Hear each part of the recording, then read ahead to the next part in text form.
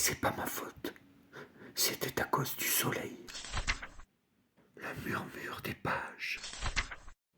L'étranger de Camus. Aujourd'hui, maman est morte. Ou peut-être hier. Je ne sais pas. J'ai reçu un télégramme de l'asile. Mère décédée. Enterrement demain. Sentiment distingué. Cela ne veut rien dire. C'était peut-être hier. L'asile de vieillards est à Marengo, à 80 km d'Alger.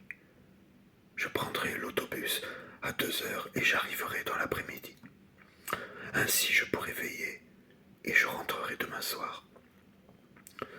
J'ai demandé 2 jours de congé à mon patron et il ne pouvait pas me les refuser avec une excuse pareille. Mais il n'avait pas l'air content. Je lui ai même dit « ce n'est pas de ma faute ». Il n'a pas répondu. J'ai pensé alors que je n'aurais pas dû lui dire cela. En somme, je n'avais pas à m'excuser. C'était plutôt à lui de me présenter ses condoléances. Mais il le fera sans doute après-demain, quand il me verra en deuil. Pour le moment, c'est un peu comme si maman n'était pas morte. Après l'enterrement, au contraire, ce sera une affaire classée et tout aura revêtu une allure plus officielle. J'ai pris l'autobus à 2 heures. Il faisait très chaud. J'ai mangé au restaurant chez Céleste, comme d'habitude.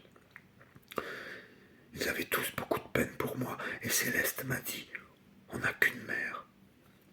Quand je suis parti, ils m'ont accompagné à la porte. J'étais un peu étourdi parce qu'il a fallu que je monte chez Emmanuel pour lui emprunter une cravate noire et un brassard. Il a perdu son oncle il y a quelques mois. J'ai couru pour ne pas manquer le départ. Cette hâte, cette course, c'est à cause de tout cela sans doute, ajouté au chaos, à l'odeur d'essence, à la réverbération de la route et du ciel, que je me suis assoupi.